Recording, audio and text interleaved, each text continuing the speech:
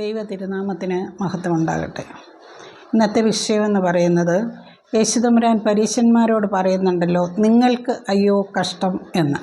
എന്തുകൊണ്ടാണ് അങ്ങനെ പറയുന്നത്? നമ്മളോടും തമ്പുരാൻ കർത്താവ് അങ്ങനെ പറയുന്നുണ്ടോ? അതിനെക്കുറിച്ച് നമുക്കൊന്ന് വിശകലനം ചെയ്ത് നോക്കാം. നിങ്ങൾക്ക് അയ്യോ കഷ്ടം 7 പ്രാവശ്യം സുവിശേഷ ഭാഗങ്ങളിൽ ഈ പരീശന്മാരോട് ഇത് പറയുന്നുണ്ട്. അവസാന സമയത്ത് കുരിശിൽ കിടക്കുന്ന സമയത്ത് പോലും ഇടതുഭാഗത്തെ കള്ളൻ മറ്റു കാര്യങ്ങളും മോശമായിട്ടുള്ള സംസാരങ്ങളൊക്കെ പറയുന്ന അവനോട് പോലും പറയുന്നില്ല നിങ്ങൾക്കയ്യോ കഷ്ടം എന്ന്. അപ്പോൾ നാം ഒന്ന് ചിന്തിച്ച് തന്നെ ഇത് ഞാൻ വിചാരിച്ചതൊന്ന് ചിന്തിച്ച് മനസ്സിലാക്കണം. എന്തുകൊണ്ട് ഈ പരീശന്മാരോട് മാത്രം ഇങ്ങനെ ഏറെ പ്രാവശ്യം ഇത് പറഞ്ഞു? നമ്മളിലും ഇതൊക്കെ ഉണ്ടോ? അപ്പം അത് അയ്യോ കഷ്ടം എന്ന് പറയേണ്ട അവസ്ഥയിലാണോ നമ്മൾ? അതാണ് ഞാൻ വിചാരിക്കുന്നത് ഇവിടെ പറയാനായിട്ട്. പരീശന്മാരെന്ന് പറഞ്ഞാൽ ആരാണ്, അവരെന്താണ്, എങ്ങനെയുള്ളവരാണ് എന്ന് നമുക്കൊന്ന് ചിന്തിക്കാം. അവർ ഒരു മതവിഭാഗക്കാരാണല്ലോ. ഈ യഹൂദ നിയമങ്ങളും ആചാരങ്ങളും അങ്ങേയറ്റം തീക്ഷ്ണതയോടെ കൊണ്ടുപോകുന്ന മതവിഭാഗക്കാരാണവർ. ആചാരങ്ങൾ, അനുഷ്ഠാനങ്ങൾ, പാരമ്പര്യ നിഷ്ഠകളൊക്കെ അവർ കർശനമായിട്ട് പാലിക്കുന്നവരാണ്. അതുപോലെ തന്നെ ഈ പാരമ്പര്യങ്ങളോട് അവർ ഭയങ്കര ബഹുമാനം കാണിക്കുന്നവരുമാണ്. എന്നാൽ അവർക്ക് ഈ ശമരിയക്കാരെയും ചുങ്കക്കാരെയും ഒന്നും ഇഷ്ടമല്ലായിരുന്നു. പ്രാർത്ഥനാ ജീവിതം ശരിക്കുമുള്ളവരാണ്. ഉപവസിക്കും, പ്രാർത്ഥിക്കും, നോമ്പൊക്കെ എല്ലാം ചെയ്യുന്നവരും ആയിരുന്നു അവർ. പക്ഷേ അവരുടെ പ്രാർത്ഥനയിൽ ഒരു പ്രത്യേകതയുണ്ടായിരുന്നു. അതാണ് നമ്മൾ നോട്ട് ചെയ്യേണ്ട ഏറ്റവും പ്രധാനപ്പെട്ട കാര്യം. ഈ പരീശന്മാർ യഹൂദന്മാരുടെ മത നേതാക്കളാണെന്ന് വേണമെങ്കിലും പറയാം.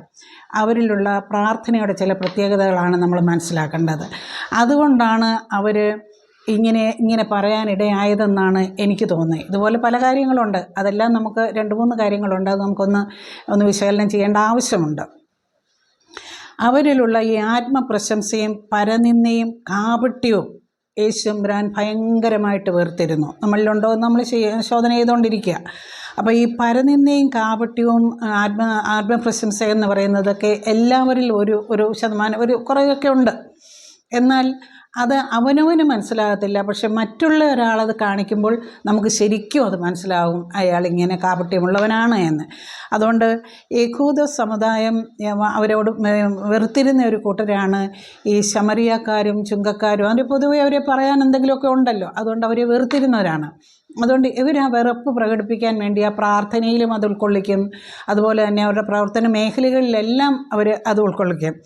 അതുകൊണ്ട് പരീശന്മാരോട് കർത്താവ് വളരെ സൗമ്യതയോടെ അല്ലെങ്കിൽ സഹാനുഭൂതിയോടെ ആയിരുന്നു. അതുപോലെ ശമരിയക്കാരോടും സഹാനുഭൂതിയോടെയാണ് കർത്താവ് പെരുമാറിയിരുന്നത്. ഇനി ഈ പരീശന്മാരെ മനസ്സിലാക്കാൻ വേണ്ടി കർത്താവ് ഓരോരോ സംഭവങ്ങൾ, ഓരോ ഇൻസിഡൻസാണ് പറയുന്നത്. അത് വ്യക്തമായിട്ടുള്ള ഒരു കാര്യം നമ്മളോട് പറഞ്ഞ് മനസ്സിലാക്കുന്നതിന് പകരം ഓരോ സംഭവങ്ങൾ ഇങ്ങനെ പറയുകയാണ്. അതിലൊന്നാമത്തത് അവരുടെ പ്രാർത്ഥനയെക്കുറിച്ച് തന്നെയാണ്. ശരിയല്ലാത്ത പ്രാർത്ഥന. ആ പ്രാർത്ഥനയാണോ നമ്മൾ രാവിലെ വൈകിട്ടും ഒക്കെ ഇന്ന് പറയുന്നതെന്ന് നമ്മളൊന്ന് ചിന്തിച്ച് നോക്കാൻ വേണ്ടിയിട്ടാണ് ഞാൻ ഈ വിഷയം തന്നെ എടുത്തത്. ഒരു പരീശനും ചുങ്കക്കാരൻ ലൂക്കോസ് 8:18 പറയുന്നുണ്ട്. ഒരു പരീശനും ചുങ്കക്കാരൻ പ്രാർത്ഥിക്കാൻ പള്ളിയിൽ പോയ ആ സംഭവമാണ് ഇങ്ങനെ പറഞ്ഞുകൊണ്ട് പോകുന്നത്. ഞാൻ ആഴ്ചയിൽ 2 പ്രാവശ്യം ഉപവസിക്കും, എപ്പോഴും പ്രാർത്ഥിക്കും, ദശാംശം കൊടുക്കുന്ന പരീശൻ്റെ പ്രാർത്ഥനയാണ്. ഞാൻ എല്ലാ നല്ല കാര്യങ്ങളും ചെയ്യുന്നുണ്ട്. അടുത്ത സെൻറ്റൻസോട് നമ്മൾ കേൾക്കുമ്പോഴാണ് ഇയാളുടെ സ്വഭാവം നമുക്ക് മനസ്സിലാകുന്നത്. ഞാൻ ഈ അടുത്ത് നിൽക്കുന്ന ചുങ്കക്കാരനെ പോലെ അല്ലാത്തതിനാൽ ഞാൻ നിന്നെ വാഴ്ത്തുന്നു. എനിക്ക് ദൈവത്തെ വാഴ്ത്താനുള്ള അവകാശമുണ്ട്, സ്തുതിക്കാനുള്ള അവകാശമുണ്ട്. എൻ്റെ അടുത്ത് നിൽക്കുന്ന ചുങ്കക്കാരന് അതിനുള്ള അവകാശം ഇല്ല. അപ്പം എന്നാൽ ചുങ്കക്കാരൻ്റെ പ്രാർത്ഥനയും തൊട്ട് താഴെ കർത്താവ് പറയുന്നുണ്ട്. ഇതാണ് പറയുന്നത്, അവൻ ദൂരത്തു നിന്ന് സ്വർഗത്തോട്ട് പോലും നോക്കാതെ എന്ന് പറഞ്ഞാൽ അത് മാറത്തടിച്ചുകൊണ്ട് എന്നിട്ട് പറയുകയാണ്, കർത്താവെ ഈ മഹാഭാവിയായ എന്നോട് കരുണ തോന്നണമേ എന്ന്. അവൻ്റെ പ്രാർത്ഥന കർത്താവ് അംഗീകരിച്ചു. ചുങ്കക്കാരൻ്റെ പ്രാർത്ഥന, പരീശൻ്റെ പ്രാർത്ഥന കർത്താവ് അംഗീകരിച്ചില്ല. ഇതിൻ്റെ ഒരു കമൻ്റ് എന്നോണം കർത്താവ് പറയുന്നുണ്ട്, തന്നെത്താൻ താഴ്ത്തുന്നവൻ ഉയർത്തപ്പെടും, തന്നെത്താൻ ഉയർത്തുന്നവൻ താഴ്ത്തപ്പെടുമെന്ന്. കൂടെ ഒന്നുകൂടി പരീക്ഷയുണ്ട്. ഈ പരീശന്മാർ കപടഭക്തിയെ സൂക്ഷിച്ചോളുകയും ജനത്തിനോടുള്ള ഒരു ഉപദേശമാണ്. ഇവർ കപടഭക്തിക്കാരാണ്, ഇവരെ സൂക്ഷിച്ചോളുകയും യവന്മാർക്ക് അയ്യോ കഷ്ടം എന്ന്.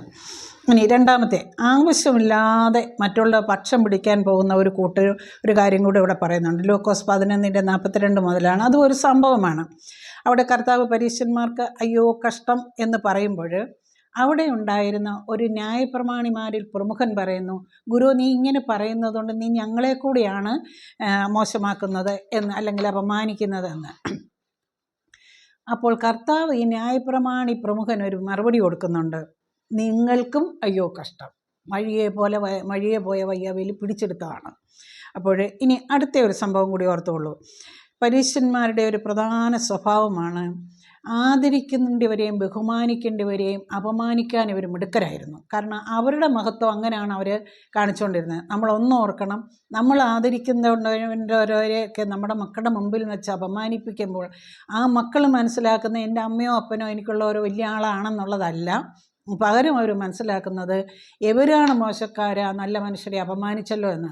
അതുകൊണ്ട് ശരിക്കും പറഞ്ഞാൽ മാതാപിതാക്കൾ സൂക്ഷിച്ചോണം, കുട്ടികളുടെ മുമ്പിൽ വെച്ച് മറ്റുള്ളവരെ അപമാനിക്കുമ്പോൾ നിങ്ങൾ ശ്രദ്ധിച്ചോണം, ഈ കുട്ടികൾ നിങ്ങളെയാണ് അപമാനിക്കാൻ തുനിയുന്നത് ഒരു സമയത്ത് എന്ന്. ഇനി വേറൊരു സംഭവം പറയുകയാണ്. ലൂക്കോസ് 7:44 പറയുന്നുണ്ട്, യേശു തമ്പുരാൻ ഒരു പരീശൻ്റെ വീട്ടിൽ ചെന്നപ്പോൾ അവിടെ അപമാനിക്കപ്പെട്ടു എന്ന്. ആദ്യമായിട്ടാണ് യേശു തമ്പുരാൻ ഒരു പരാതി പറയുന്നത്. അവിടെ ചെന്ന് കഴിഞ്ഞിട്ട് യേശു തമ്പുരാൻ പറയുന്നുണ്ട്, നിങ്ങളെൻ്റെ കാലിന് വെള്ളം തന്നില്ല, അതുപോലെ നിങ്ങളെന്നെ തൈലം പൂശില്ല, കുറേ പരാതികൾ പറയുന്നുണ്ട്. ഇങ്ങനെ എല്ലാം പറയുന്നുണ്ട്. കാരണം ആ വീട്ടിലേക്ക് കടന്നു വന്ന എല്ലാവരെയും ഈ ആചാരങ്ങളോട് കൂടിയാണ് ആ പരീശൻ സ്വീകരിച്ചത്. അപ്പോൾ അത് പല അവരുടെ ആചാരമാണ് അവരെല്ലാവരും. പക്ഷേ യേശു തമ്പുരാൻ മാത്രം ഈ ആചാരങ്ങൾ, അല്ലെങ്കിൽ കാലിന് വെള്ളം കൊടുക്കുകയോ തൈലം പൂശോ ഒന്നും ചെയ്യുന്നില്ല. അപ്പോൾ കർത്താവ് അതെടുത്ത് പറയുന്നു, എടുത്ത് മനസ്സിലാക്കുന്നു. നമുക്കറിയാമല്ലോ, കർത്താവ് അവരെ അവതരിച്ചില്ലെങ്കിലും കർത്താവ് തന്നെയാണ് യേശുമാൻ നടത്തിയ. അപ്പോൾ അതെടുത്ത് പറയുന്നുണ്ട്, നിങ്ങളെന്നെ ആദരിച്ചില്ല, അല്ലെങ്കിൽ നിങ്ങളെന്നെ അപമാനിച്ചു എന്ന്. അവിടെ മാത്രമേ ഒരു പരാതി പറയുന്നുള്ളൂ. എന്നാൽ ജനം എങ്ങനെയാണ് യേശുമ്പരാനെ കണ്ടിരുന്നത്, കേട്ടിരുന്നത്, മനസ്സിലാക്കിയിരുന്നതെന്ന് ഇവിടെ നമുക്ക് മനസ്സിലാക്കുന്നത്, ജനം ഈ അത്ഭുതങ്ങളും വചനപ്രഘോഷണങ്ങളും അടയാളങ്ങൾ പല കാര്യങ്ങൾ ഇങ്ങനെ കേട്ട് കഴിഞ്ഞപ്പോൾ ഇവർ പറയുന്നുണ്ട്, ഇത് സാക്ഷാൽ ദൈവപുത്രനോ അല്ലെങ്കിൽ അതുപോലെ എന്തോ സംഭവമാണ്. അവർക്ക് എന്തുവാണെന്ന് മനസ്സിലായില്ല. അവരതുകൊണ്ട് പറയുന്നത്, നമുക്ക് ഇദ്ദേഹത്തെ അങ്ങ് രാജാവാക്കിയാലോ എന്ന്. ഈ പറഞ്ഞു തീരുന്നതും യേശുമ്പരാൻ അവിടെ നിന്ന് മാറിക്കളഞ്ഞു എന്നാണ് പറയുന്നത്. അതുകൊണ്ട് നമ്മളൊന്ന് ഓർക്കണം, ഒരിടത്തും പരാതി പറയാത്ത യേശുമ്പരാൻ എന്തുകൊണ്ട് ഈ പരീശൻ്റെ വീട്ടിൽ ഈ പരാതി പറഞ്ഞു? നമ്മൾ ശ്രദ്ധിക്കേണ്ട ഒരു സംഭവം തന്നെയാണ്. എന്തുകൊണ്ട് അവിടെ മാത്രം പറഞ്ഞു? അപ്പോൾ നമ്മൾ ഒത്തിരി പരാതി പറയേണ്ടതും വിഷമിക്കേണ്ടതുമായ ഒരുപാട് കാര്യങ്ങൾ യേശുമ്പരാൻ്റെ ജീവിതത്തിൽ ഒന്നും അല്ലെങ്കിൽ നമ്മൾ അവസാനത്തെ ആ ക്രൂശാരോഹണ സമയം ഒന്ന് ഓർത്ത് നോക്കിയാൽ മതി. കുരിശിൽ കിടന്നുകൊണ്ട് ഒരു പരാതിയും പറയുന്നില്ല.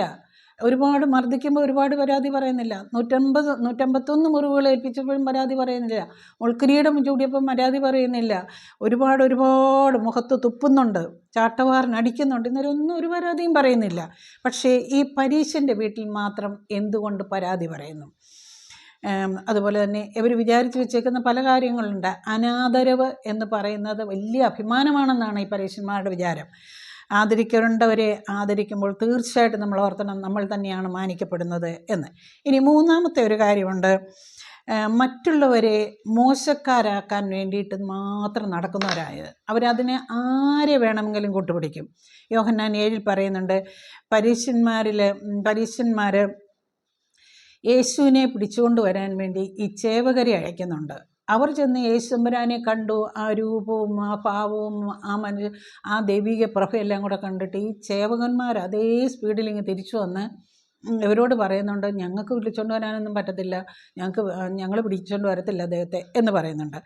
അപ്പം ഈ പരീശന്മാരിങ്ങനെ ഒന്നന്താളിച്ച് കാണും, ഇട്ടവർ പിടിച്ചുകൊണ്ട് വരുന്നില്ല. ഉടനെ തന്നെ ഈ പരീശന്മാർ അവർക്കൊരു ബലം കൊടുക്കാൻ വേണ്ടി, നമ്മളിങ്ങനെയാണല്ലോ, നമ്മളെന്തെങ്കിലും ഒരു കാര്യം പറഞ്ഞാൽ ഒരു ബലം കിട്ടാൻ വേണ്ടിയിട്ട് ആരുടെയെങ്കിലും കൂട്ടുപിടിക്കാറുണ്ട്. അതുപോലെ ഉടനെ തന്നെ ഈ പരീശന്മാർ കൂട്ടുപിടിക്കുന്ന ആരെയാണെന്നുണ്ടോ ഉടനെ കേൾക്കണം. പ്രമാണിമാർ ആകട്ടെ പരീശന്മാർ ആകട്ടെ ആരെങ്കിലും ഇവനെ വിശ്വസിക്കുന്നുണ്ടോ, ആരെങ്കിലും ഇവനെ മാനിക്കുന്നുണ്ടോ എന്നൊരു ചോദ്യമാണ് അവരോട് ചോദിക്കുന്നത്. അവരവരുടെ പാട്ടിന് പോയി. ഒരാളെ അപമാനിക്കണം എന്ന് തോന്നുമ്പോൾ നമ്മൾ ചെയ്യുന്ന ഒരു കൂട്ടുപിടിയാണ് ഇത്. എന്ന് പറഞ്ഞാൽ ആർക്കും ഇവനെ ഇഷ്ടമല്ല, ആർക്കും ഇവനെ കണ്ടുകൂടാ, അവളെ ആരും അംഗീകരിക്കുന്നില്ല എന്നൊക്കെ പറയാറുണ്ട്. ഇനി അവസാനമായിട്ട് ഒരു കാര്യം കൂടെ, നമ്മുടെ പൗലോസ്ലീഹ പരീശ പ്രമാണിയായിരുന്നു. അപ്പോൾ ശരിക്കും പറഞ്ഞാൽ നിനക്ക് അയ്യോ കഷ്ടം എന്ന് പറയേണ്ട ആൾ തന്നെയായിരുന്നു. പക്ഷേ അത് പരിപൂർണമായിട്ടും മാറ്റപ്പെട്ടു. ആ സ്വഭാവമേ അങ്ങ് മാറ്റപ്പെട്ടു, കംപ്ലീറ്റ് മാറ്റപ്പെട്ടു. നമ്മളിലും ഇതൊക്കെ കാണും. അതുകൊണ്ടാണ് ഏറെ മാറ്റപ്പെടണമെന്ന് ഞാൻ ആഗ്രഹിക്കുന്നത്. കൊല്ലാൻ കൊണ്ടുവന്ന് നിർത്തുമ്പോൾ, പൗലോസ്ലീഹായെ കൊല്ലാൻ കൊണ്ടുവന്ന് നിർത്തുമ്പോൾ അന്നേരം ഒരു വാക്ക് പറഞ്ഞാൽ മതിയായിരുന്നു, ഞാൻ യേശുവിനെ തള്ളി പറഞ്ഞിരിക്കുന്നു, ഞാൻ ഇനി വിശ്വസിക്കത്തില്ല എന്നൊരു വാക്ക് പറഞ്ഞാൽ മതിയായിരുന്നു. തീർച്ചയായിട്ടും പൗലോസ്ലീഹയ്ക്കും പോരാൻ. കാരണം പൗലോസ് റോമാ പൗരനാണ്. ആ റോമാ പൗരനായിരുന്ന പൗലോസ്ലീഹായെ മാത്രമേ ഉള്ളൂ സ്ലീഹന്മാരുടെ കൂട്ടത്തിൽ പീഡിപ്പിക്കാതിരുന്നത്. കാരണം റോമാ പൗരനോട് അങ്ങനെ ചെയ്തുകൂടാ. പൗലോസ്ലീഹ പക്ഷേ തലവെട്ടി കൊല്ലുന്ന ശിക്ഷയുടെ ഭാഗമായിട്ട് അവർ ചെയ്യുന്നുണ്ട്, എന്നാലും പീഡിപ്പിക്കുന്നില്ല. അപ്പോഴാ കൊണ്ട് നിർത്തുന്ന സമയത്ത് വേണമെങ്കിൽ അദ്ദേഹത്തിന് പറയാമായിരുന്നു, ഞാൻ റോമാ പൗരനാണ്, ഞാൻ തീർച്ചയായിട്ടും ക്രിസ്തുവിനെ അംഗീകരിക്കുന്നില്ല എന്ന്. പക്ഷേ അത് പറയുന്നതേയില്ല. അതുകൊണ്ട് നാം മനസ്സിലാക്കേണ്ട ഒരു കാര്യം, നിനക്ക് അയ്യോ കഷ്ടം എന്ന് പറയത്തക്കണോ എന്തെങ്കിലും കാര്യം നമ്മിലുണ്ടോ?